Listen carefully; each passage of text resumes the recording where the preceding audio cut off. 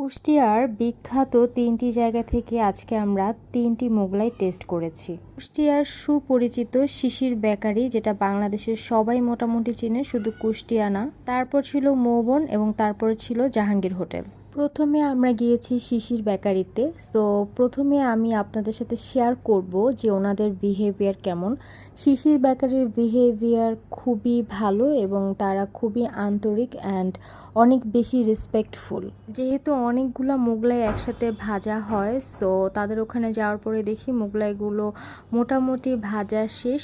So এবার কাটিংয়ের পালা। তো ভাইয়া বলছিল যে আপনি কোনটা নেবেন। এরপর আমি চয়েস করি যে কোনটা নিব, ভাইয়া আমাকে সেটাই দেন অ্যান্ড ঠিক এইভাবে কাট আপ করে।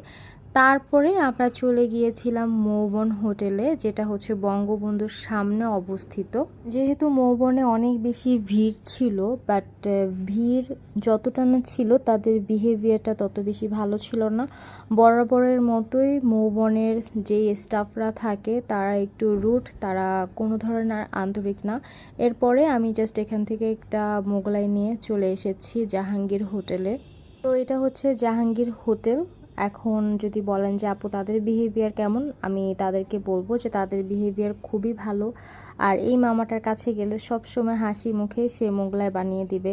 মানে অনেক কাজ থাকলেও তাকে দেখে আপনার অনেক শান্তি লাগবে, তার মোগলাই দেখে যতটা না শান্তি লাগবে। সো অনেকক্ষণ ধরেই ভালোভাবে ভেজে দিচ্ছিল।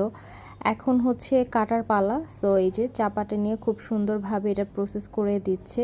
এবার আমরা জাহাঙ্গীর হোটেলটাও নিয়ে নিয়েছি। সো বাসায় এসে এটাকে হচ্ছে রিভিউ করার পালা কোনটা কেমন। তো মৌবন, শিশির আর জাহাঙ্গীর তিনটাই একসাথে করা হয়েছে। প্রথমে আমরা মৌবনের প্যাকেটটা খুলবো।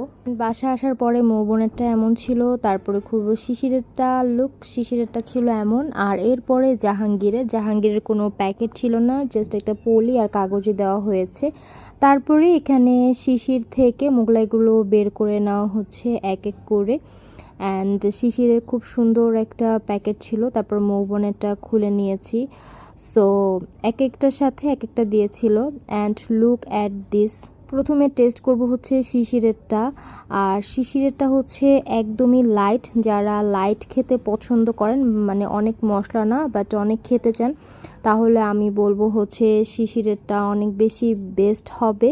তারপর আমরা টেস্ট করেছি মৌবনেরটা আপনি যদি অনেক মশলা খেতে পছন্দ করেন বা মুখরোচক কিছু, তাহলে হচ্ছে মৌবনেরটা বেস্ট। আর জাহাঙ্গীরেরটা এত বেশি ভালো ছিল না। সো যদি বলেন কুষ্টিয়ার মধ্যে কোনটা ট্রাই করবেন, আসলে মাস্ট মৌবন। তাদের বিহেভিয়ার ভালো না হলেও খাবার ভালো। আর শিশির তো অবশ্যই